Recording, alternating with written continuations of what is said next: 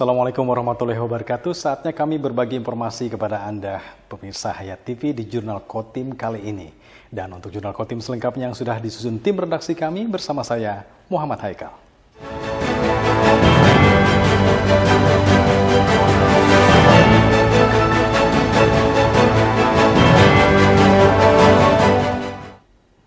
Pemirsa, sebanyak 76 kepala desa terpilih serta 3 kades pengganti antar waktu di Kabupaten Kota Waringin Timur akan dilantik pada tanggal 11 Desember mendatang. Saat ini Dinas Pemberdayaan Masyarakat dan Desa setempat tengah melakukan berbagai persiapan yang dibutuhkan. Pada September lalu, Kabupaten Kota Waringin Timur menyelenggarakan pemilihan 76 kepala desa secara serentak di 17 kecamatan. Pelaksanaan pemilihan berjalan dengan tertib, aman, dan lancar. Dengan terpilihnya kepala desa tersebut, pemerintah Kabupaten Kota Waringin Timur akan segera melakukan pelantikan. Hal ini agar kepala desa terpilih dapat menjalankan tugasnya sehingga pelaksanaan pemerintahan desa dapat segera berjalan.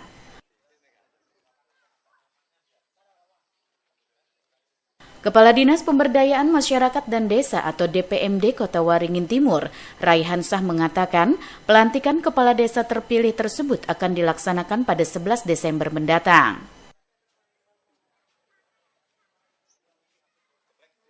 Saat ini pihaknya tengah melakukan berbagai persiapan terhadap pelantikan kepala desa tersebut yang rencananya dilaksanakan di halaman kantor Bupati setempat. Kepala desa yang akan dilantik tersebut terdiri dari 76 kepala desa terpilih hasil pemilihan serentak pada September kemarin, serta 3 orang kepala desa pengganti antar waktu atau PAW. 11 Desember 2023, itu tempatnya di halaman Pemda, dan insya Allah nanti ada beberapa kita bikin kayak prosesi lah untuk pelantikan kepala desa.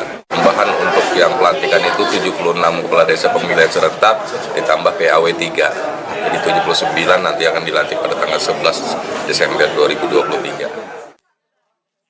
Saat ini sebanyak 79 desa tersebut masih dipimpin oleh penjabat kepala desa yang merupakan aparatur sipil negara. Para penjabat kepala desa tersebut tidak memiliki wewenang dalam membuat kebijakan sehingga menghambat pembangunan di tingkat desa. Masud Badarudin, Hayat TV.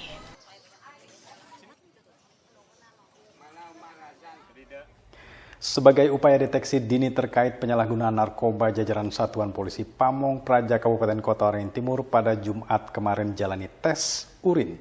Jika terbukti positif narkoba, maka yang bersangkutan akan ditindak sesuai aturan yang berlaku. Tes urin narkoba terhadap jajaran Satpol PP Kota Waringin Timur dilakukan di kantor Satpol PP setempat oleh Badan Narkotika Kabupaten. Tes urin ini merupakan inisiatif dari Kepala Satpol PP Kota Waringin Timur Muhammad Fuad Sidik agar seluruh jajarannya bebas narkoba. Tes urin diikuti oleh jajaran Satpol PP dengan jumlah 127 orang. Bahkan Bupati Halikinur dan Sekretaris Daerah Fajrul Rahman yang meninjau kegiatan juga ikut melakukan tes urin.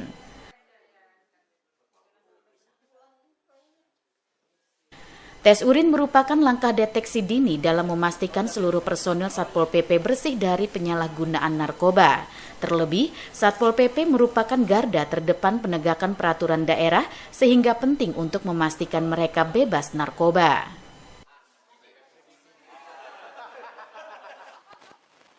Kegiatan ini turut mendapat respon positif dari para personel Satpol PP. Sebagai aparatur sipil negara terlebih penegak peraturan daerah, mereka sadar bahwa harus bersih dari narkoba. Karena kegiatan peraturan daerah dan selaku RASN, bagaimana kita melakukan kegiatan ini supaya kita bebas narkoba. Sehingga pelaksanaan ini sebenarnya lama ini perencanaan ini. Lama. Selaku penegak peraturan dan sesuai dengan ketentuan-ketentuan yang ada. Kita maunya juga Kotim ini bebas narkoba. Sehingga inilah kita pelan-pelan di sisi dalam dulu kita baru pelaksanaan kegiatan-kegiatan. Mudah-mudahan yang lain juga nyusul. Kita coba ini, mudah-mudahan yang lain juga nyusul. Kalau mereka ini bebas narkoba, sehingga yang nyeleneh itu pasti nggak ada. Nggak ada yang nyeleneh. Yang kegiatan, dia sadar kalau kita di dalam hal-hal yang normal. Karena saya juga tidak memakai narkoba, jadi nggak ini. Jadi semua pelaksanaan kegiatan ini kita lakukan sesuai dengan ketentuan dan aturan yang ada di kami. Kita sebagai aparat daerah nih, kalau untuk aparat daerah memang harus diwajibkan bebas dari narkoba, apalagi kayak dari narkoba, narkotika dan sebagainya itu harus bebas. Soalnya kan kami berhadapan langsung sama masyarakat, jadi memang seharusnya kami ini bebas dari narkoba dan sebagainya. Dan itu sangat berpengaruh pada kami yang berada di lapangan untuk kegiatan kami di lapangan. Dan sangat lucu seandainya ada salah satu aparat aparat negara atau aparat daerah yang bersinggungan sama narkoba. Sementara itu, Bupati Haliki Nur mengatakan merasa prihatin Kota Waringin Timur disebut berada pada zona hitam peredaran gelap narkotika, sehingga upaya pencegahan melalui deteksi dini sangat diperlukan.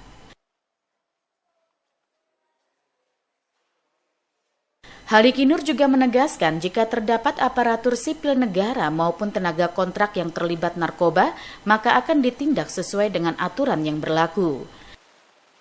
Ini kebetulan Satpol PP ini yang sangat penting karena mereka ini adalah garda terdepan untuk penegakan peraturan daerah kita. Jadi mereka harus bersih, apalagi kita tahu, kita prihatin bahwa Kota Waringin Timur kan dikatakan zona merah, bahkan mungkin zona hitam peredaran narkoba. Kalau ada yang posisi narkoba, kita juga lihat nanti kan biasanya ada yang kita bina dengan misalnya direhab atau apa, lihat tingkat kesalahannya. Kalau memang sudah parah, ya dia otomatis jadi pecat. Kalau yang langsung terkena langsung dipecat biasanya. Kalau tekon tidak ada maaf itu, langsung dipecat. Kalau karena kita ada PP 53, itu 53 atau 93 sekarang itu tentang disiplin pegawai negeri sipil.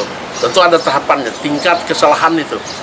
Kita memberikan hukuman itu sesuai dengan kesalahannya. Jadi makanya untuk itu saya menghimbau ASN, tenaga tekon, kita yang jadi contoh, kita yang dilihat masyarakat, tolong hindari itu dari diri kita sendiri dan juga keluarga-keluarga kita. Haliki Nur juga mengajak seluruh masyarakat untuk bersama-sama memerangi narkoba. Tanggung jawab untuk mencegah dan menekan peredaran narkoba menjadi tanggung jawab bersama. Mashud Badarudin, Hayat TV. Sementara itu memperingati hari ulang tahun ke-52 Korps Pegawai Republik Indonesia atau Korpri, pemerintah Kabupaten Kota Waringin Timur menggelar upacara. Dalam momen tersebut, aparatur sipil negara sebagai anggota Korpri dituntut meningkatkan pelayanan kepada publik secara prima. Upacara peringatan HUT ke-52 Korpri digelar di halaman kantor Bupati Kota Waringin Timur.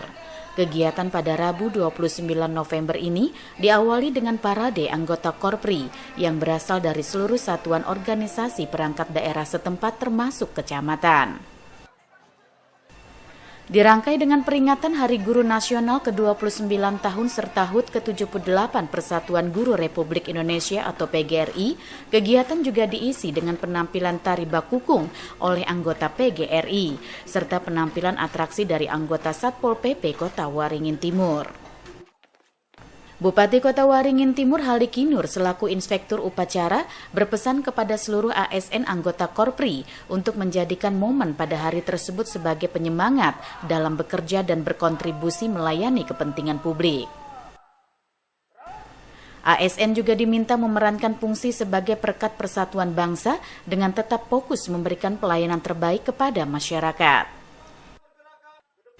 Sementara terhadap para guru anggota PGRI, Haliki Nur berharap agar para guru selalu bisa beradaptasi dan merespon segala perubahan dengan saling belajar dan berbagi dengan sesama guru. Selain terus memperjuangkan kesejahteraan guru, PGRI juga diminta dapat lebih aktif dalam melakukan berbagai kegiatan peningkatan kompetensi, sehingga kemampuan para guru sebagai tenaga pendidik dapat terus berkembang sesuai dengan kemajuan zaman. Dan harapan kita dengan bertambah usia organisasi baik itu Korpri, PGRI maupun Persatuan Guru ini menambah kedewasaan, menambah pengetahuan, menambah wawasan dan bisa mengikuti perkembangan zaman. Apalagi saat ini kan kita era digitalisasi. Jadi sehubungan dengan perkembangan tadi makanya di temanya Korprikan Indonesia.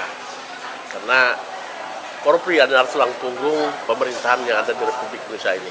Karena yang bekerja melayani masyarakat secara keseluruhan adalah pegawai negeri sipil ini. Jadi sekali lagi selamat Dirgahayu Korpri ke-52, Hari Guru Nasional ke-9 dan PGRI ke-78. Semoga semakin jaya, sukses selalu. Upacara sebagai puncak peringatan HUT Korpri, Hari Guru Nasional dan HUT PGRI diakhiri dengan pemotongan tumpeng oleh Bupati Halikinur. Di samping itu, 3 peringatan hari besar tersebut juga diisi dengan berbagai kegiatan yang sudah dan akan dilakukan, seperti jalan sehat, turnamen bola voli dan bulu tangkis, serta lomba karaoke. Mashud Badarudin, Hayat TV.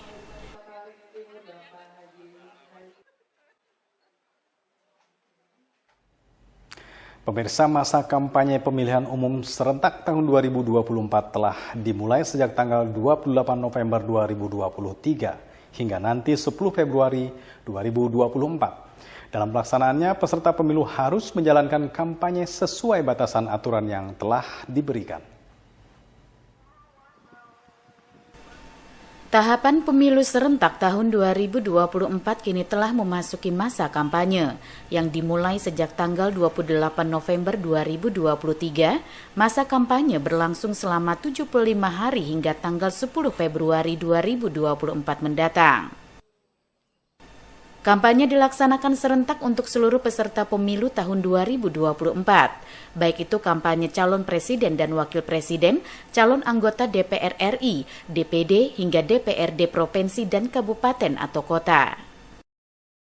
Ketua KPU Kota Waringin Timur Muhammad Rifki mengatakan, masa kampanye mencakup pertemuan terbatas, pertemuan tatap muka, penyebaran bahan kampanye, dan pemasangan alat peraga kampanye. Selain itu, debat pasangan calon presiden dan wakil presiden serta kampanye melalui media sosial. Sementara untuk kampanye rapat umum serta kampanye iklan melalui media massa cetak, elektronik serta daring hanya boleh dilakukan mulai tanggal 21 Januari hingga 10 Februari 2024. Rifki berharap peserta pemilu dapat melaksanakan kampanye sesuai dengan aturan yang berlaku, terutama dalam pemasangan alat peraga kampanye, agar tidak dilakukan di sekolah, rumah ibadah, kantor pemerintahan, serta tempat yang dilarang lainnya. Tahapan kampanye dimulai pada tanggal 28 November kemarin sampai dengan 10 Februari atau selama 75 hari. Jadi yang khusus hanya diatur selama 21 hari aja. Selama 21 hari itu adalah rapat umum. Rapat umum itu hanya 21 hari. Kemudian juga iklan di media cetak termasuk itu yang diatur selama 21 hari. Kalau pertemuan terbatas, pertemuan tatap muka, penyebaran bahan kampanye termasuk pemasangan alat peraga kampanye itu diperbolehkan selama masa kampanye. Terkait larangan kampanye itu misalkan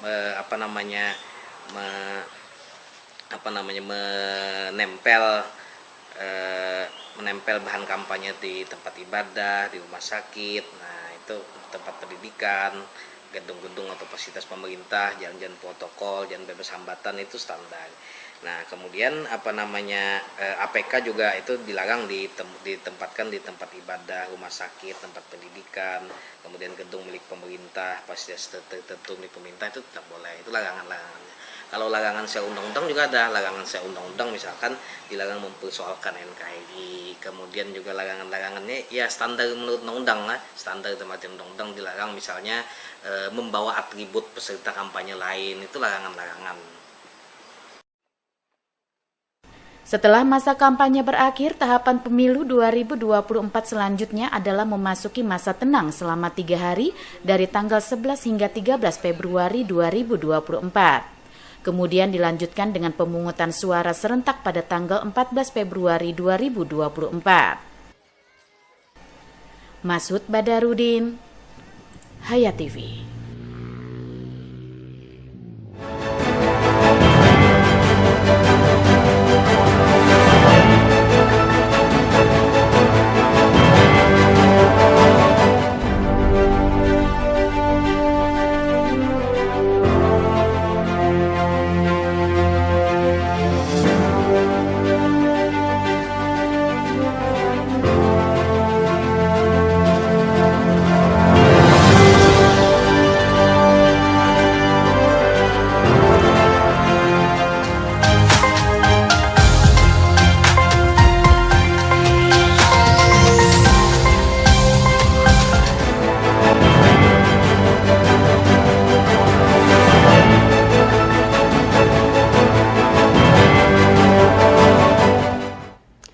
Bergeser kita ke informasi Kota Waringin Barat. Pemerintah Kabupaten Kota Waringin Barat menargetkan pendapatan asli daerah mencapai angka 114 miliar tahun 2023 berdasarkan data Badan Pendapatan Daerah Kota Waringin Barat.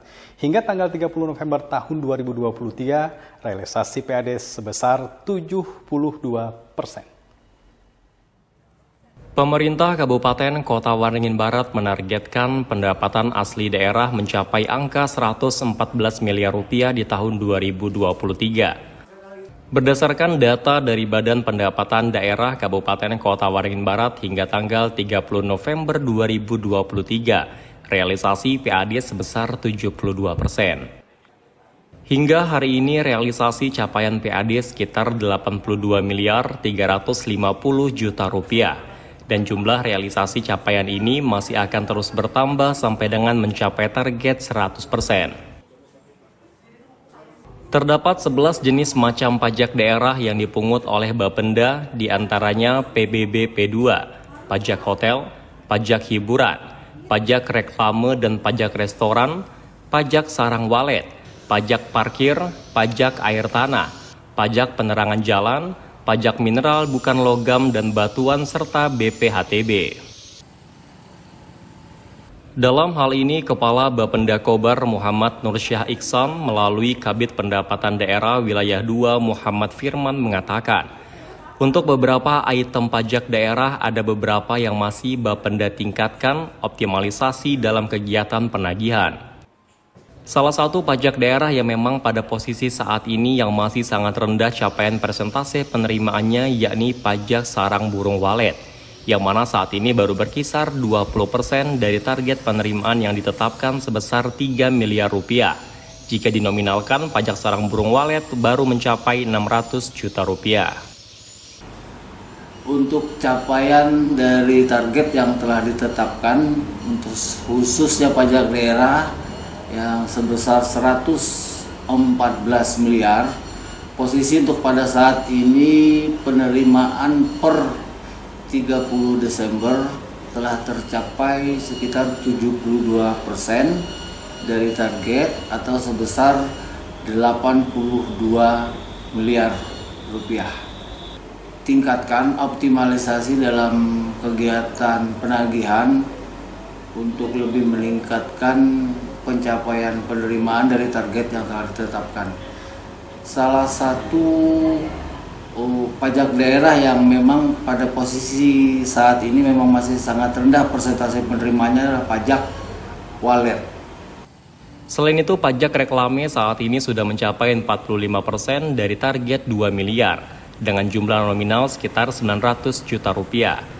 Sedangkan PBB baru mencapai 105% dengan jumlah nominal sebesar 13,7 miliar rupiah. Muhammad Firman mengajak seluruh lapisan masyarakat untuk peduli dan menjadi bagian dalam pembangunan Kobar dengan senantiasa taat dalam membayar pajak, bukan hanya PBB namun juga jenis pajak lainnya. Upaya optimalisasi pendapatan asli daerah khususnya pajak daerah adalah upaya terpadu lintas sektor. Muhammad Iksan, SBTV. Sampai di sini jumpa kita di Jurnal Kotim. Kali ini saya Muhammad Haikal dan kawan-kawan yang bertugas menyampaikan terima kasih atas perhatian Anda. Sampai ketemu lagi. Assalamualaikum warahmatullahi wabarakatuh.